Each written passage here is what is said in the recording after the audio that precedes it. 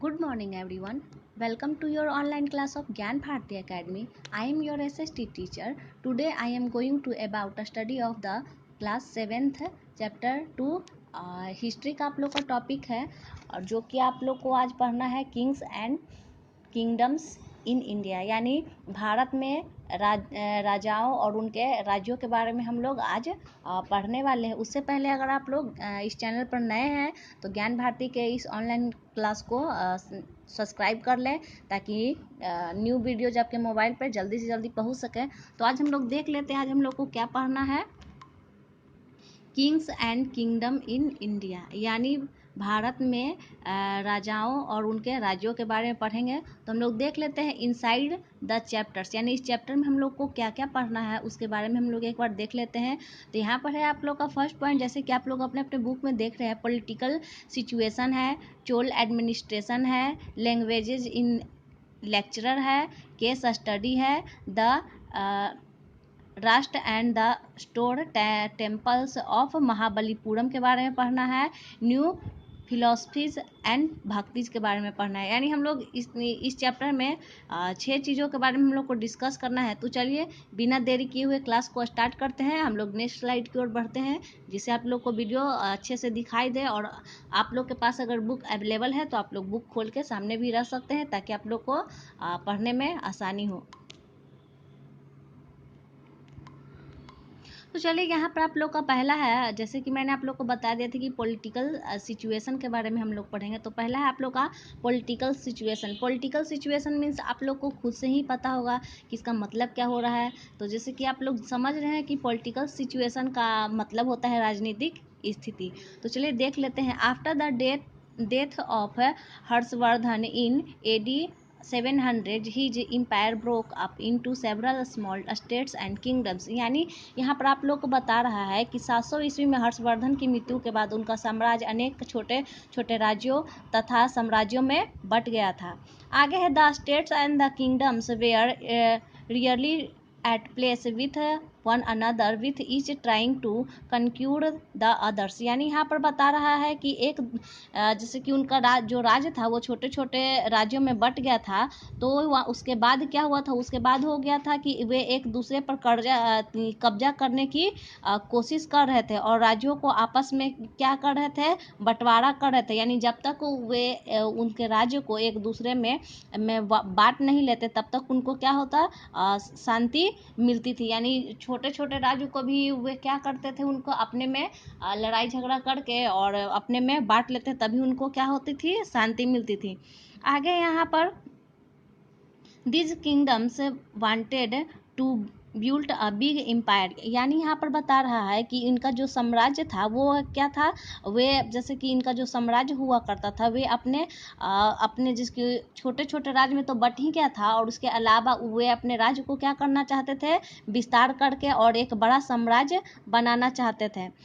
आगे है आप लोग देख रहे होंगे, during this time many warriors and chieftains come to power under the kings, यानी आगे यहाँ इसमें बता रहा है कि इस दौरान कई योद्धाएं और सरदार राजाओं के अधीन में क्या हो गया था, इनकी सत्ता आ गई थी। दे वेयर कॉल्ड सामंस और subordinates at times their subordinates become more powerful than the rulers and broke away from them to become independent rulers, यानी यहाँ पर आप लोग को बता रहा है कि जब इस दौरान कई योद्धाओं और सरदारों के बीच में उनके राज्यों का सत्ता आ गया था, तो उन्हीं महासामंत और उन्हीं को क्या बोला जाता था, सामंत बोला जाता था। आगे यहाँ पर बता रहा है कि कभी कभी ये जो सामंत हुआ करते थे वे अपेक्षा से अधिक क्या हो जाते थे, शक्तिशाली बन जाते थे और अपने स्वतंत्र शासक के रूप में वे क्या हो जाते थे, अलग अलग हो जाते थे। यानी पहले वे छोटे छोटे उनको राज्य मिला करता था, फिर अपने राज्य का क्या करते थे, विस्तार करने के लिए एक दूसरे पर हमला करके और वे क्या बन जाते थे, बड़े सामंत बन जाते थे। आगे यहाँ पर देख रहे हैं हम लोग, यहाँ से हम लोग को पढ़ना है तो आप लोग भी एक बार रीडिंग डाल लें, ऐसे मैं पढ़ा रही हूँ आपको। आगे बता रहा है in the course of time parts of northern and western India were taken over by the Rajputs the more important of Rajput kingdom were the Gurjara Pratihara of Mandor, the Chauhans of Ajmer, the Paramars of Malwa and the Chandels of Bundelkhand. तो यहाँ पर आप लोग को बता रहा है इस पूरे जो आप लोग का पैराग्राफ है, इस पैराग्राफ में आप लोग को बता रहा है कि जो कालांतर में उत्तरी और पश्चिमी भाग में कुछ जो राजपूतों द्वारा कब्जा कर लिया गया राजपूत राज्यों के लिए उनके क्या हुआ करते थे, उनके जो राज्य हुआ करते थे वे क्या होते थे, महत्वपूर्ण होते थे। इनमें आप लोग को कौन कौन से राज्य हैं मैं आपको बता दे रही हूँ। इसमें आप लोग का अजमेर मालवा के क्या था, परमार्स था, और बुंदेलखंड चंदेल का था। आगे आप लोग को बता रहा है,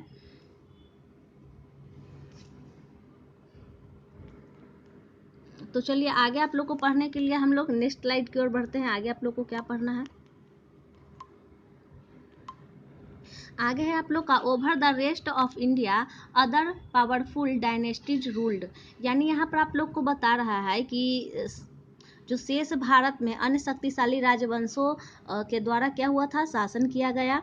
आगे यहाँ पर बता रहा है on the eastern side were the Palas who held sway in Bengal in the Deccan region द Rajputs and the Chalukyas established powerful kingdom, while the Pandavas, Chols and Chels ruled over South India।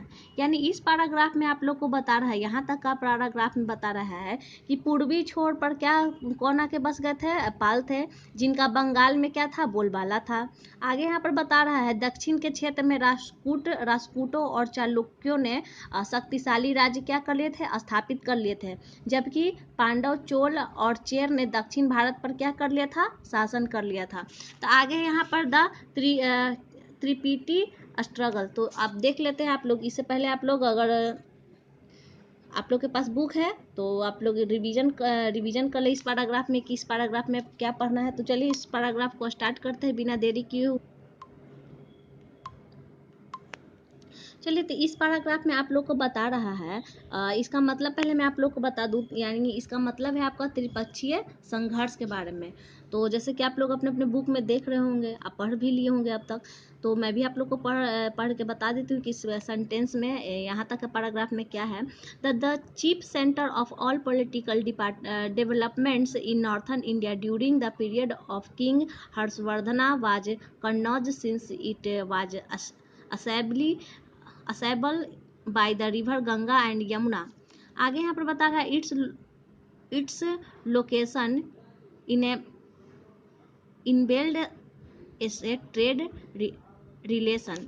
तो यहाँ पर क्या बता रहा है आप लोग को, जो राजा हर्षवर्धन के काल में उत्तरी भारत में सभी राजनीतिक विकास का मुख्य केंद्र कहाँ था, कन्नौज था, क्योंकि यानी उनका जो मुख्य केंद्र कहाँ था, राजनीतिक विकास का मुख्य केंद्र कहाँ था, कन्नौज था। और कन्नौज क्यों था, कन्नौज इसीलिए था कि वह गंगा और यमुना के क्या थे, वहाँ पर जो पहुँच थी उनको क्या था, गंगा और यमुना के पहुँच के पास ही था। यानी जो गंगा यमुना नदी थी उसके पास ही कौन सा केंद्र था, कन्नौज था, जिससे राजनीतिक विकास में उन लोगों को आने जाने में क्या होता था, आराम होता था।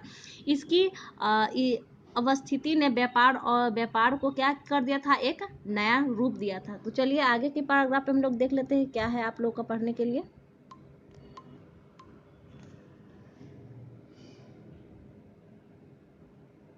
चाहमन्स ऑफ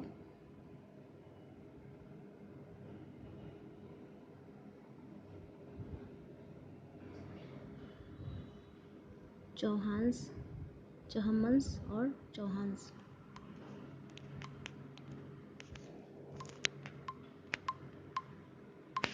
तो चलिए यहाँ से हम लोग स्टार्ट करते हैं। यहाँ पर है आपका द चहमान्स और चौहान्स। आगे यहाँ पर बता रहा है Chahamanas were later known as the Chauhans.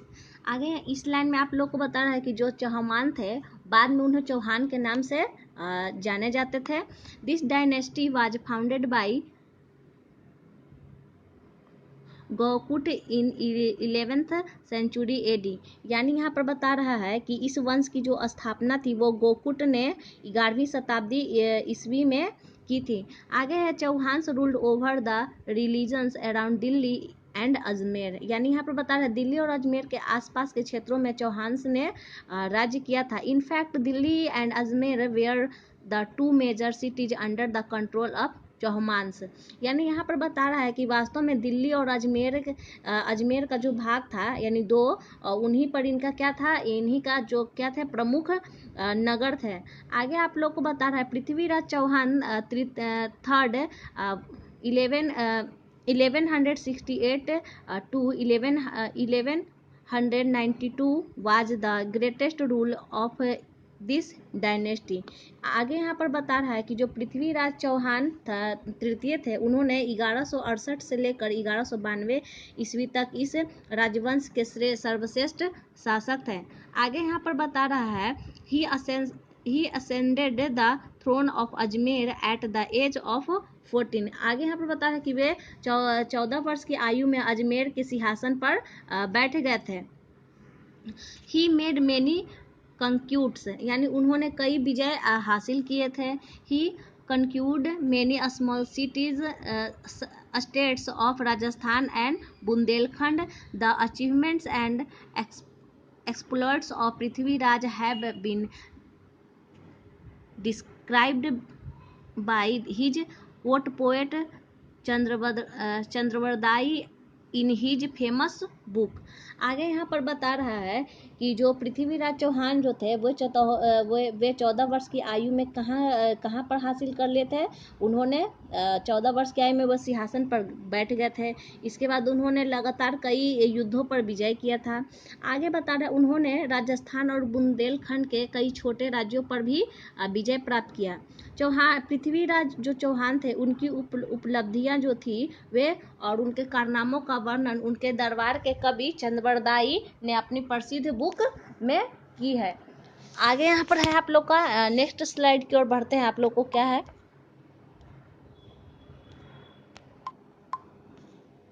तो चलिए क्लास, आज आप लोग का क्लास जो था यहीं तक था। आगे की क्लास में हम लोग देखेंगे कि हम लोग को क्या पढ़ना है। तो आज का वीडियो आप लोग को अगर अच्छी लगे तो इस वीडियो को लाइक करें, और अगर कोई भी इस वीडियो से रिलेटेड आप लोग को कोई भी प्रॉब्लम हो तो कमेंट बॉक्स में कमेंट करें, और वीडियो को लाइक करें, सब्सक्राइब करें, अपने दोस्तों तक भी सेंड करें, और चैनल को सब्सक्राइब कर लें। Thank you all of you, have a nice